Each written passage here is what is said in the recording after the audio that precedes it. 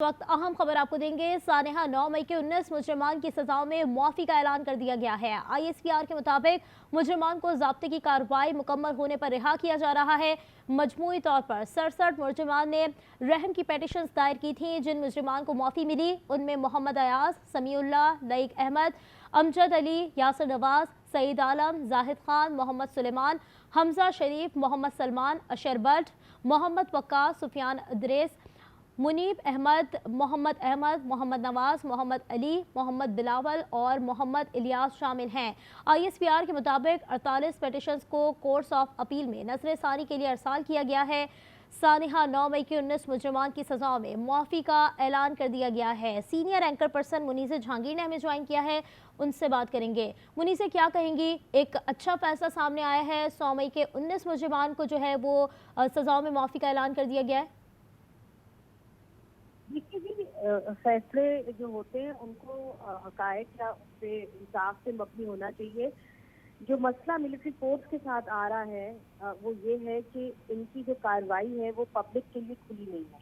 और अमूमन जो बुनियाद होती है किसी भी ट्रायल की वो होती है ट्रांसपेरेंट ट्रायल की। जो तकाजे माने जाते हैं दुनिया में, बल्कि बड़े सगीर में, वो ये होते हैं कि जो भी आप ट्रायल करें वो ओपन हो, यानी कि जो उसके रिश्तेदार हैं उसको पता हो, या उस जो इंसान है जिसको अक्यूज है उसको पता हो कि उसने क्या जुर्म किया है, और फिर उसको डिफेंस का राइट हो। मगर इसके अंदर क्योंकि ये ट्रायल खुफिया हुए हैं तो हमारे पास कोई ऐसी इंफॉर्मेशन नहीं जिसके तहत हम इसके ऊपर कमेंट कर सकें कि ट्रायल की नौयत क्या थी, अक्यूज किस चीज़ से अक्यूज था, उसकी FIR किस चीज़ से हुई थी, क्या शवायद थे जो अदालत में प्रेजेंट किए गए, क्या जो जज थे उनके पास वो कैपेसिटी थी जो आम जजेस में होती है कि ये फैसला करें कि ये कानूनी तकाजे पूरे करते हुए शवाहिद जो हैं वो काफ़ी हैं या नाकाफ़ी हैं।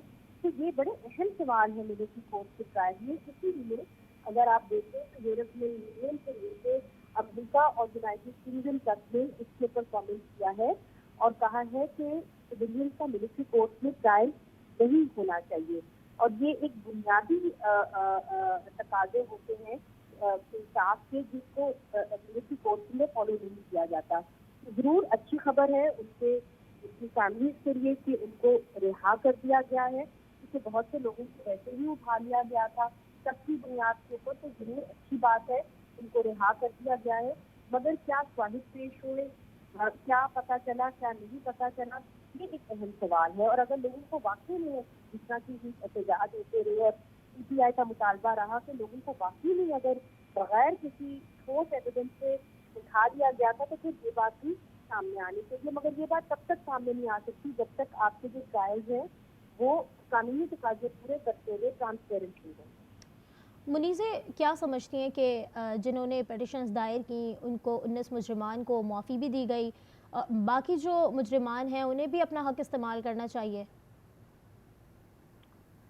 देखिए, ये बड़ा पेचीदा मामला है, इसलिए चूंकि अगर आपको याद हो कि वकार सेठ जो अब नहीं रहे और पेशावर हाई कोर्ट के चीफ जस्टिस थे, जब 2014 के बाद मिलिट्री कोर्ट इस्टेब्लिश हुए थे और उसके लिए सिविलियन को ट्राई किया गया था, ये सारा केस वकार सेठ के पास किया था और उन्होंने ये कहा था कि 98 जो कन्विक्शन हैं वो हुए कन्फेशन की बेस पे।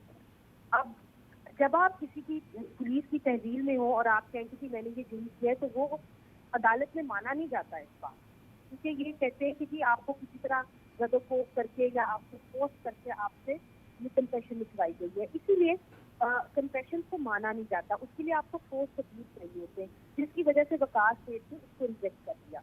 अगर आप जस्टिस नुसरत हिलाली को देखें, जिनका ताल्लुक खैबर पख्तूनख्वा से है, जिसने खैबर पख्तूनख्वा के लोगों ने मिलिट्री कोर्ट के ट्रायल को देखा है APS के बाद, तो उनको इस चीज़ की सेंसिटिविटी भी है, इस चीज़ की समझ भी है। नुसरत हिलाली ने ये एक सवाल उठाया था, जब ये सवाल उठा था कि सिविलियन का मिलिट्री कोर्ट में ट्रायल होना चाहिए कि नहीं होना चाहिए, उन्होंने कहा जी ये जो स्टे ऑर्डर आप दे रही हैं, अगर हम स्टे ऑर्डर खत्म कर देते हैं और मिलिट्री कोर्ट सजाएं सुनानी शुरू कर देती है, तो फिर एक तरह से हम तस्लीम कर रहे हैं मिलिट्री कोर्ट की एग्जिस्टेंस को, उनके वजूद को। तो ये एक बहुत बड़ा अलमिया था, क्योंकि देखिए किसी भी जुडिशियल सिस्टम के अंदर आप एक पैरेलल जुडिशियल सिस्टम करते हैं। आप कहें कि जी आपका जो आम जुडिशियल सिस्टम है وہ چل نہیں رہا اور آپ ایک اور جوڈیشل سسٹم کھڑا کرتے ہیں. تو ظاہر ہے جو اس عام جوڈیشل سسٹم میں ججز ہوں گے وہ یہ تو سوال کریں گے نا کہ ہمارے اندر کیا خرابی ہے کہ چل نہیں سکا تو آپ ادھر لے گئے اور ادھر آپ نے ایک ایسا سسٹم کھڑا کر دیا کہ دنیا مانتی نہیں ہے. تو یہ ایک بڑی مشکل چیز ہوتی ہے ہضم کرنے کے لیے، اور خاص طور سے ہضم کرنے کے لیے کیونکہ اس کے اندر جو بنیادی تقاضے ہیں انصاف کے وہ نہ فالو ہو رہے ہیں، نہ فنڈامنٹل رائٹس لوگوں سے دیکھے جا رہے ہیں. یہ تو ہر انسان کا فنڈامنٹل رائٹ ہے نا کہ اس کو بتایا جائے کہ اس کا جرم کیا ہے اور اس کو پھر اپنی مرضی کا وکیل کرنا پڑے اور پھر ایک ٹرانسپیرنٹ ٹرائل ہو. یہ بہت ضروری ہوتا ہے کہ ٹرانسپیرنٹ ٹرائل ہو. سانحہ 9 مئی کے 19 مجرمان کی سزاؤں میں معافی کا اعلان کر دیا گیا ہے اور ISPR کی جانب سے بتایا گیا ہے کہ مجرمان کو ضابطے کی کارروائی مکمل ہونے پر جو ہے وہ رہا کیا جائے گا. اسی پر ہمارے ساتھ گفتگو کر رہی تھی senior anchor person Muneeza Jahangir. بہت شکریہ آپ کا.